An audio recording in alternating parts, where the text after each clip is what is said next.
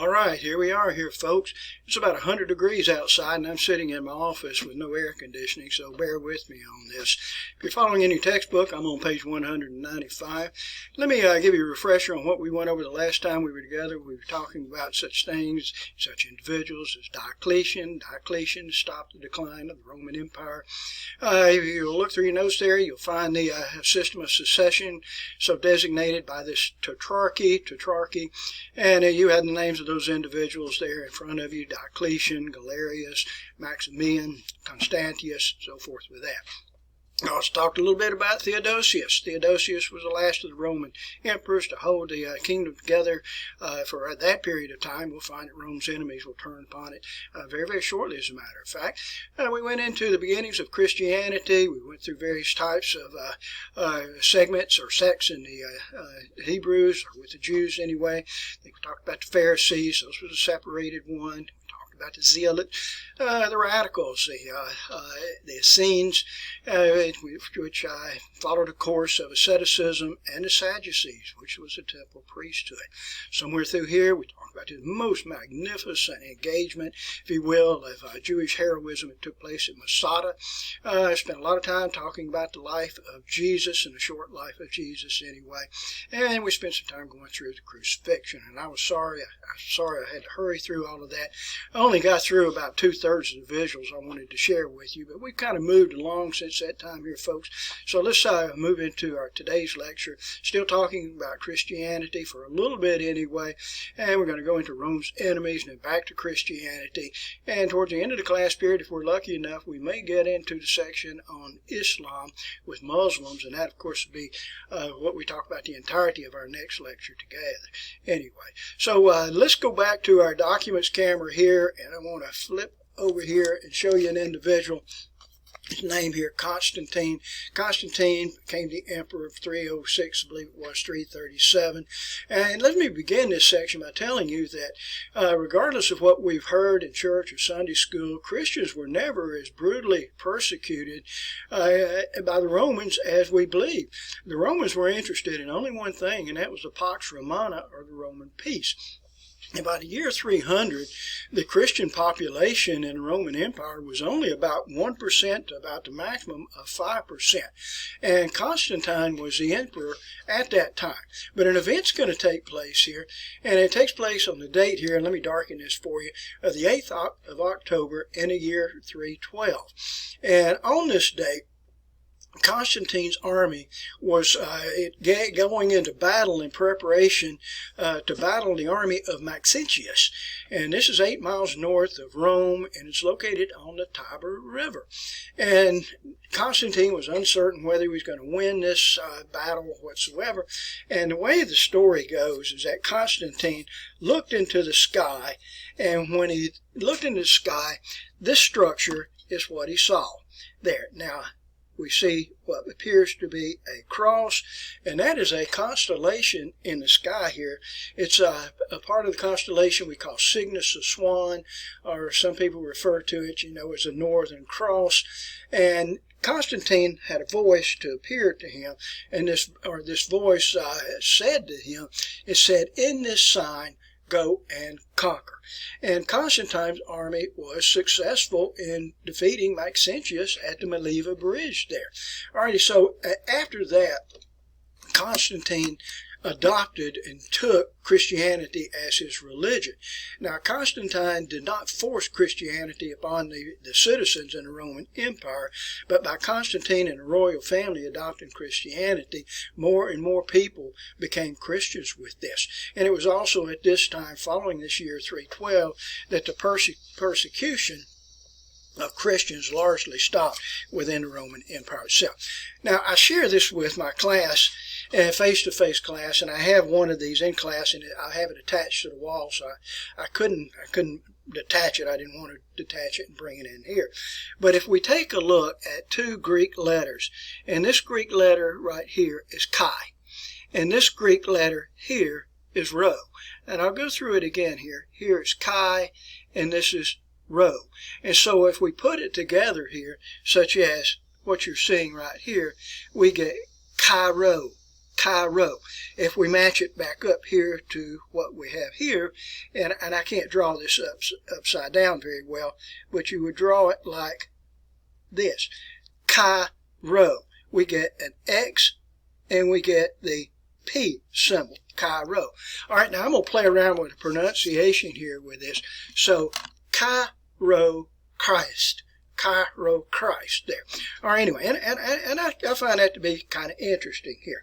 All righty, now, for Christians, they were roughly divided into two groups here, and you probably are not familiar with either of these groups, but there was one group of Christians, they referred to themselves as Arians, and notice how I spelled it, A-R-I-A-N-S, has nothing to do with A-R-Y-A-N-S, entirely different words here whatsoever. But this group of Christians, and we'll say Christian leadership, they call themselves the Arians, did not believe that Jesus, that Christ, was the equal to God, and that was just their philosophy. And then we had another group, and this group was called, they were also Christians, and they were referred to as the Athanasians. They were followers of Saint Athanasius. Here's a likeness. I took this photograph in Sicily in a church there, in a Catholic church, and showing you Saint Athanasius. And for this group, they took a different philosophy. Whereas the Arians believed that Jesus was not the equal of God, the Athanasians believed that God, Jesus, and the Holy Spirit were all equal with each other. The Father, the Son, and the Holy Spirit. That is what we refer to today in the Christian church as the Holy Trinity. All right, so there was a big difference within the Christian church itself. As a memorable event took place, and it took place in the year 325, and it was called the Council of Nicaea. If you attend Christian churches, you probably are familiar with the Nicene Creed, or you're familiar with at least the Council of Nicaea. And in this conference that took place, 318 bishops all gathered, and what they made were trying to decide which path does a Christian faith decide. It's like we're making up the rules of the Christian church as we go along. And of course the Arians have their philosophy. I'm not going through that again. The Athanasians have their philosophy. No reason to go through that again. And the side that won out as what the Christian faith would follow was this faith right here, the Athanasian faith here. And the Arians, of course, did not. So the Christian church now will adopt the principles here that the Father, the Son, and the Holy Ghost are actually all equal with each other. It was also during this time at the Council of Nicaea that Christian dates such as Passover, Easter, all of those dates would be decided. And it was also at this point here where we'll begin to see that women will take a lesser and lesser role in the Christian church. And out of all of this, we see the Catholic faith to begin. Now, the Catholic faith, which comes from the word which is called Catholicus. Catholicus. It's a Latin word which means universal. Universal here. All right. And with this, we'll see that a hierarchy will take place within the Catholic Church. And you're probably familiar with it today, whether you're Catholic or whether you're not, in which we start with bishops, we start with priests, and we have priests in most of the towns. And from there, you'll have bishops, archbishops, patriarchs in the very large towns here. And then we have, at the very top, you have the Pope, the Holy See himself, the Pope. Today it is St. Francis here. Okay, so back we go here to our documents camera. Let me darken this a little bit with you, and the Catholic faith. Now, one thing that's going to emerge out of this is what is referred to as monasticism. Now, monks originally, monks associated with monasticism, were laymen, and they sought extremes of self-torture, a hermit-like asceticism. Often it would result into castration, self-mutilation of the body, starvation of the body. And if we can establish monasteries such as these Benedictine monasteries, where these people that have devoted their lives to Christianity can serve themselves and for the cause of Christ, whether rather for the cause of self-torture and castrations and that sort of thing too. Now, if we were in class now, I would demonstrate to you, and I just wrote this in just a few minutes ago, about some of these early monks. And by the way, before Cyriacus and St. Simeon Stylites, you had some of these monks would graze in fields, graze in pastures like cattle. They'd wear heavy chains around their neck. They would pin themselves into cages. And you even had like Cyriacus, kind of rather known monk of the times, that would stand for long hours, just like a crane, like a bird to crane, and stand on one leg, for hours and hours at a time. One of my favorites is that St. Simeon Stylites.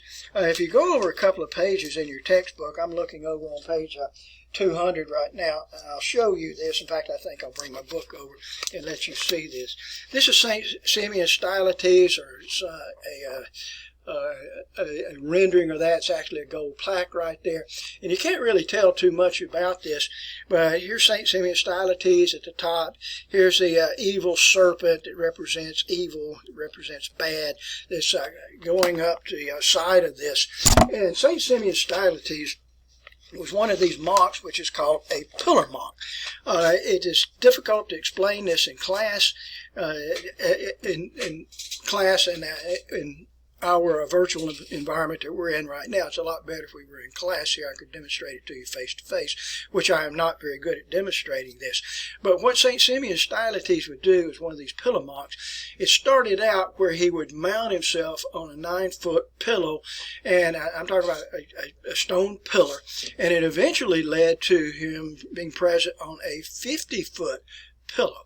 And what he would do these self-punishing exercises here, if you can imagine this, and which if we were in class, I would ask one of you good folks to come up in front of the class who considers himself or herself to be very agile, and to demonstrate this.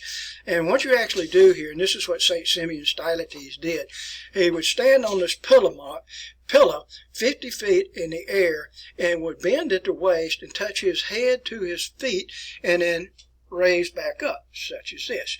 All right, now I would ask my volunteer in the class, the unfortunate volunteer, to demonstrate this once.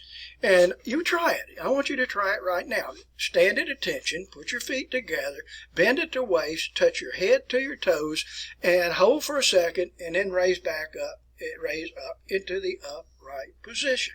And what I want you to do, and you won't be able to do that, but what I want you to do is to perform that 1,244 times per day, as trying to further your Christian cause with that.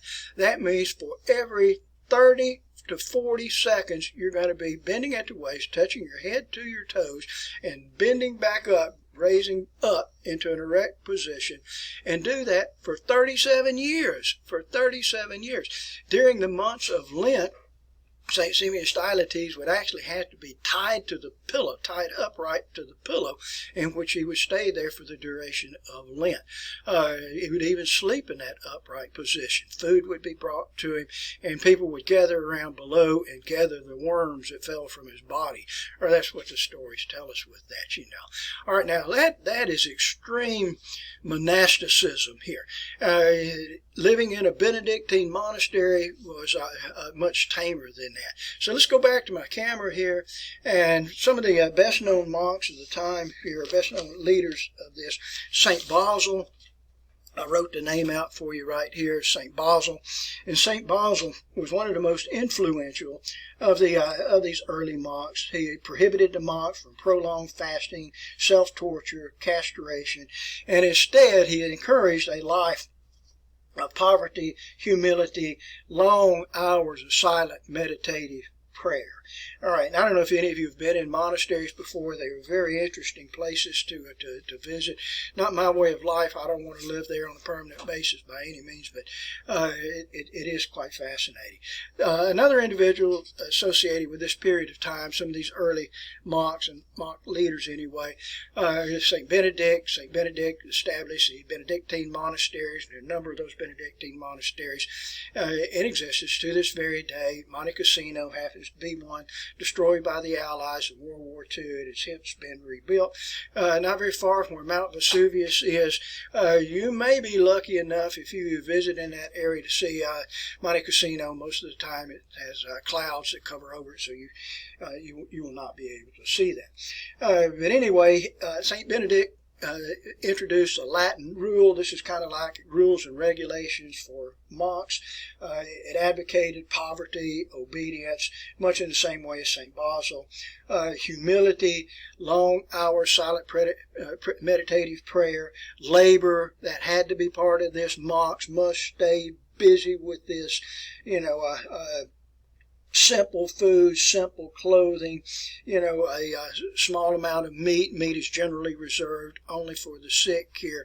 Lots of beer, lots of wine. We get some very fine beers that come out of these monasteries, even to this very day here.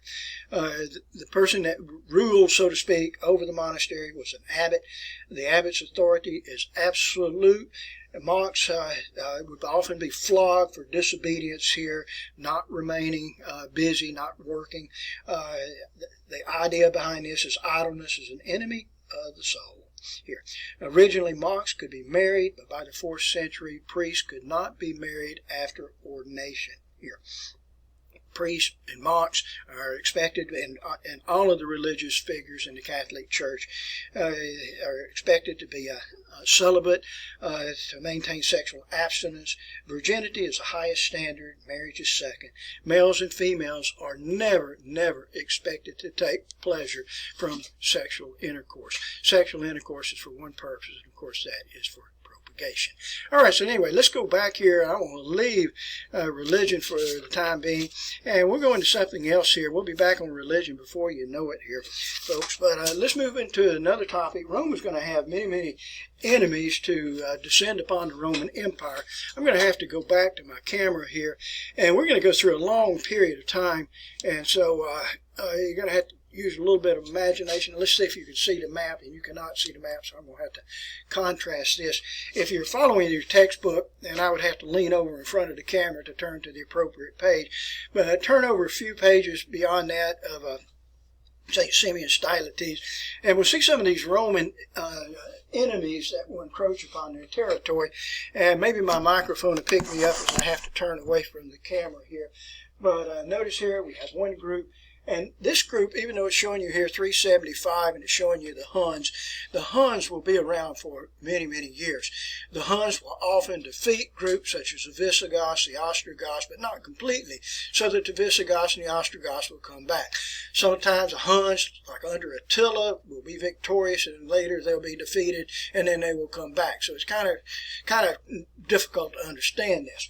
But the Huns were one of the groups that came through and would cause discourse in the Roman Empire. We had another group that came out of here, out of Scandinavia. These are called the Visigoths, and let's see if I've moved away here, so from my documents camera, so I'll have to show this again in a few minutes. But for the Visigoths moved down here. They were under King Alaric, made their way down in this direction here, down here, defeated Roman armies here at Adrianople. Use your textbook map if you wish to do so. Made their way down into Thessalonica, and the Visigoths came over here in the year 410. They sacked the city of Rome. That was under King Alaric. They destroyed the city of Rome, took control of it, and then they moved on. We had another group which were called the Vandals. The Vandals here that came out of the central parts of where Germany is today. The Vandals moved in this direction here and crossed over. I've lost my line here, but where's my line with the Vandals here? There they go. Such as this, and made their way over here across where Gaul is, across the Straits of Gibraltar here, through where Carthage was here, and through Carthage, then crossed the Tyrrhenian Sea, and went up into Rome, and in the year 455, under King Gaiseric, they were successful in taking over Rome. All right, so we had some other groups here that came through. The Ostrogoths did the very same thing here, and this was a few years later, and actually sacked Rome. We had another group, which were the Huns, that I mentioned a little bit earlier, but this is later in time anyway, and I think this was about the year 475 under Odovaker, and they also came in and took over Rome here likewise. So anyways, those are some of the major enemies that we have of Rome. And of course, this will cause serious consternation with Rome itself.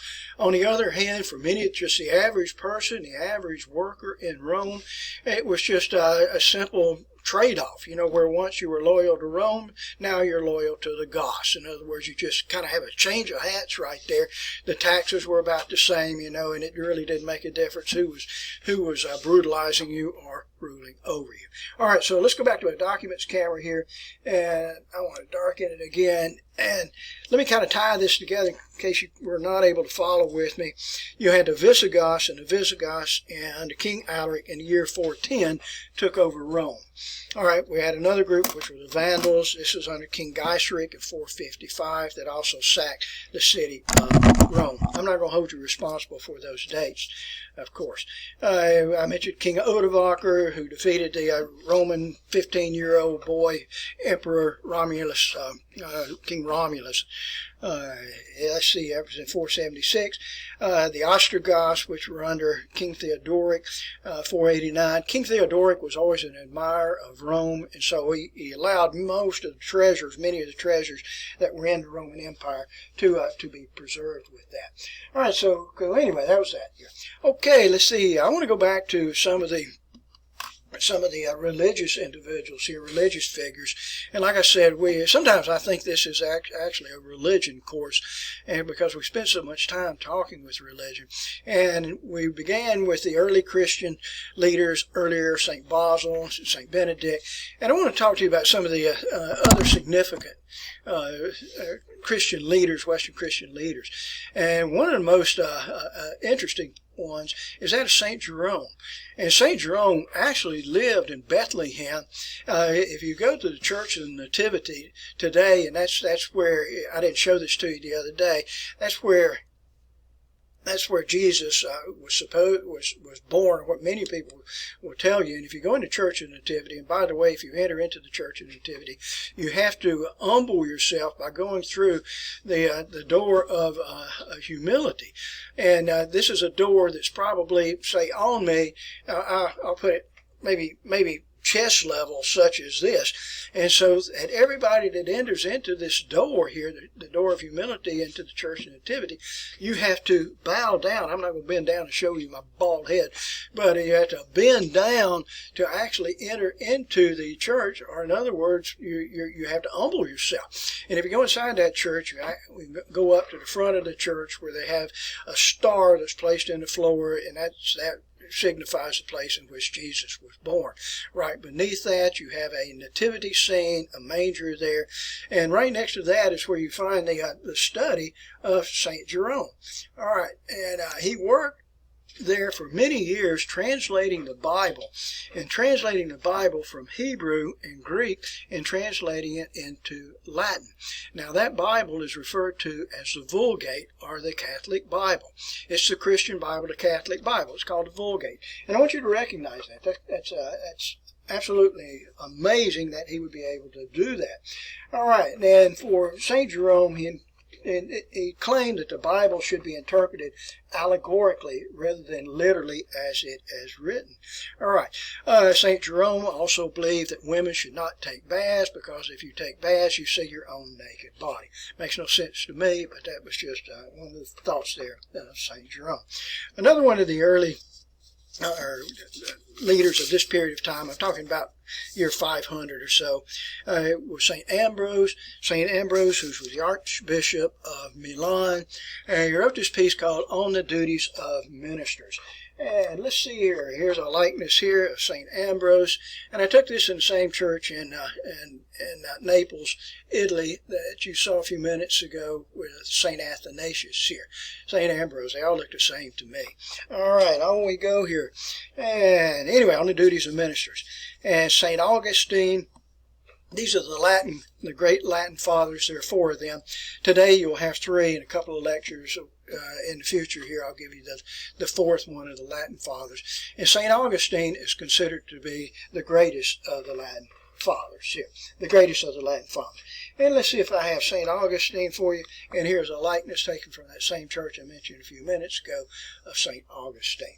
All right, and that's all kind of fascinating. He wrote 2 books here, one which was Confessions, in which he was always delving into the subject of the sinfulness of man. Ever since the times of Adam and Eve, man has always turned away from God and always turned to sin with that. He also told this story about when before he went into divinity, where he and some of his friends would go to a farmer's field and they would steal all the pears out off the trees of the farmer. And it wasn't because that he and his friends were hungry. It was just because they were just by nature, they were just sinful and they would just steal. All right, he also wrote this piece which was called The City of God, The City of God, and where he advocated that man should behave on earth as pilgrims, as travelers, avoid materialistic things, focus on your heavenly homes. All right, and that was that here. One of my favorite quotations here of St. Augustine, and pardon me for this, but, "Oh Lord, please give me chastity, but just not today." Supposedly that's a quotation from St. Augustine. All right, back we go here, folks, and let's see who else we have. All right, now I want to go back to some of the Roman leaders. And Justinian, you'll have to go over a few pages here in your book. Let me find this. And if you're looking over on page 216 in your textbook, you can see a likeness here of Justinian. I'm going to have to move my microphone out of the way or we're going to have a big mess on our hands here. And look on this page here and you can see Justinian. You can't see it very well until I get this light dimmed here. Justinian here, who was one of the great of the Eastern Roman empires. Down below this, you can see his wife, Theodora. But this is Justinian. Now, Justinian, did I write the dates down here? And I did. The dates for Justinian's rule from 527 to 565. He was the ruler of the Eastern Roman Empire. His greatest contribution was his codification of Roman law. Roman laws had not been updated, since the time of Trajan. And so he brought about a modernization of the laws here. In years past, I've required my students to know all of this, and I'm not going to do it for you good folks. But anyway, under this, it's broken down into several parts. You have the code, the novels, the digest, and the institutes. And I've had my students have to learn each one of those in the past. And the past 5 years, I've gotten away from that because that's just not very important here. Now, if we take all of those and we put them together, then we create what is known as the Corpus Juris Civilis, or in other words, the body of civil law, the body of civil law. And it was a magnificent development, just for those times here. All right, shall we move on here? Now, Justinian also wanted to reconnect the Roman Empire. And so he took his very capable general, Belisarius, and Belisarius was able to move back into those lost areas of where Rome and the Italian peninsula is today. And in the year 563, he was able to reunite and remake this Roman lake. Now, I don't have maps behind me that will show you what I'm talking about, so use your memory from previous lectures where we talked about the Roman lake, and the Roman lake is the Mediterranean. And so he was able to temporarily bring back this Roman lake and reunite the Western Roman Empire with the Eastern Roman Empire. Unfortunately, it only lasted for 5 years. Did I write the date down here? And I did not. By the year 568, the groups that I mentioned to you earlier, like the Vandals, were able to seize the Italian peninsula for Rome, for the Goths again. Okay, well, let's go into another section here because I want to complete this, and we're running out of time here. And if you're following in your textbook, you'll see a section there. It's called Rome's Three Heirs. And the Rome's Three Heirs consist of 3 groups.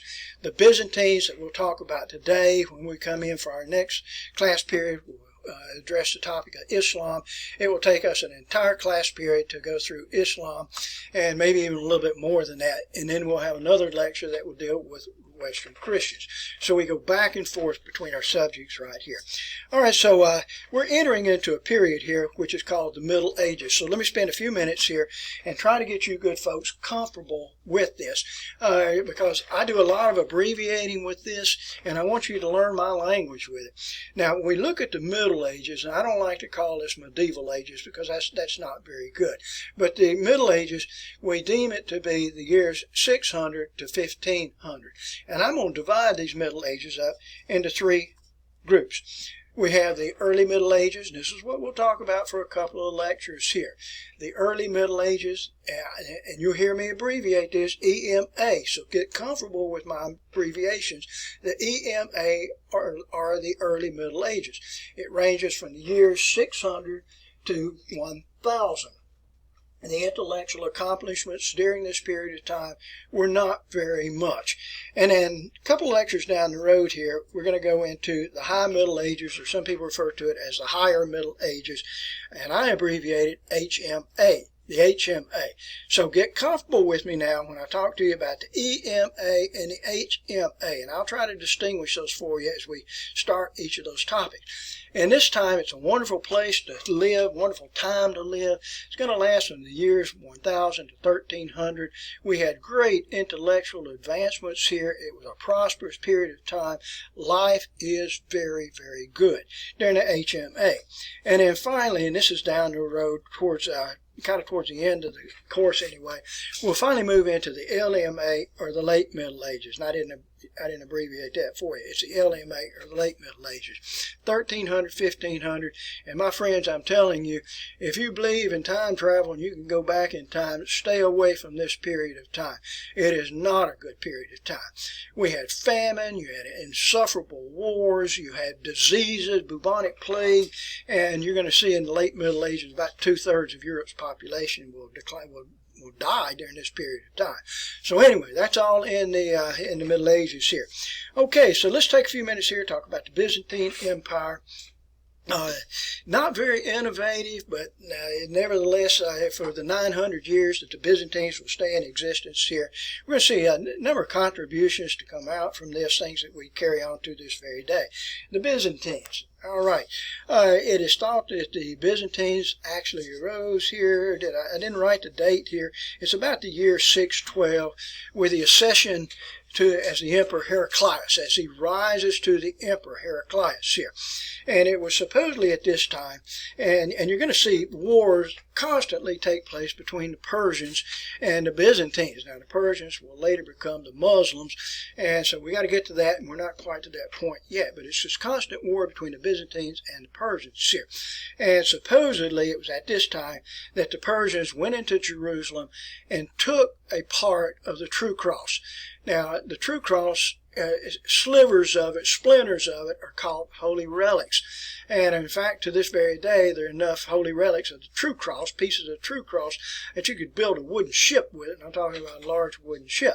But the way the stories go, that this was a part of the true cross that was identified by Constantine's mother, Helena, and the Persians took this, and Heraclius and the Byzantines fought to regain possession of this, and they were able to do so. Anyway, all right, so let's see here. On we go here. So, one of the principal leaders here, and like I said, the Persians and the Byzantines were constantly fighting with each other, but one of the principal leaders was Leo the Isaurian. Leo the Isaurian that ruled as a Byzantine ruler from 717 to 741. I failed to mention this to you a few minutes ago, but the capital city of the Byzantines is that of Constantinople. Formerly it was known as Byzantium. Constantinople. Today we refer to it as Istanbul. Now, one of the weapons that they used here, and nobody's been able to replicate this, but a weapon that was used by the Byzantines and Leo the Isaurian was called Greek fire. If you look at my article here, here's what it looks like. If you're following your textbook, and I'll try to show this to you in your textbook, and this is on page 217, and you can see an idea of Greek fire. This is a combination of lime and sulfur and naphtha. Naphtha is a petroleum product of distillation there, and what it does, when you put this propellant into a cannon, it creates like a flamethrower. And that's what these Byzantines would use against the Persians. It was called Greek fire. And I wrote it out here. It'll be one of your examination questions here, folks. What was the weapon, the offensive weapon or defensive weapon that the Byzantines used against the Persians? It's called Greek fire. It's a combination of sulfur, quicklime, or just lime, and naphtha. And would you believe me, to this very day, individuals have tried to replicate this, to create this so-called flamethrower, and using the same materials as the Byzantines, and it's to my knowledge that has not been replicated. All right, so let's move on here before we run out of time here. Another controversy that took place here during this period of time. I'm looking around for one of my visuals here, and I cannot find it here, but one of the controversies that came out was the iconoclast controversy, and it's going to cause a sharp division in Christian faith here. And what some people were taking the position here, Leo the Assyrian was also, that to view an image of Christ is actually looking at an icon. So let me show you what I'm talking about. When you look at this, and if you attend a Christian church, and some of you do, and that's your business here, folks, but I imagine you've seen stained glass figures in churches, and you accept that, and that is just fine. But if you look at what I have in front of you, this likeness here of Jesus Christ, that could be viewed by some people as worshiping a graven image. It is an icon. And that's in the perspective of some individual. Other individuals say, no, it's just an accepted part of the Holy Catholic Church here and other Christian churches. But what it's going to do is going to cause a sharp division in Christian churches. The further to the west that you get, I'm talking about to mainland Europe, you'll see these images in churches, stained glass images. But if you have further to the east, we will see a movement away from icons. And in fact, in Islam, in the Muslim faith, you have no images of Muhammad. You have no images, of Allah. And because it's against their faith. That's the worshiping of a graven image. Okay, one of the somewhat noteworthy individuals of this period of time was Princess Anna Karenina, and she was a writer. She would write about the exploits and successes of her father here. Byzantine architecture is very well known. If you look at St. Peter's Basilica, Byzantine architect, Doge's Palace, which is present here. You'll see it in your textbook, a structure here which is in Istanbul. This was referred to as the Church of Santa Sophia. It was a Christian church. When the Muslims took over this area, they turned it into a mosque. Today it is a museum. And notice the 4 little rocket ships, it looks like, on the corners there. Those are minarets. All right. Today it is referred to by this title here, and I'll pronounce it for you as you look at it anyway. It's called the Hagia Sophia. If you get a chance to go to Istanbul, you may go by there if you wish to do so here. Dan Brown's book, Inferno, deals with that very location here.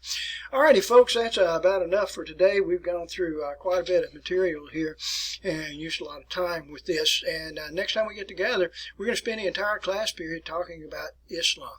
Stay up with your material. A lot of material mounting up on you. You have an examination coming up in about 2 weeks here, folks. Okay, thank you for your attention.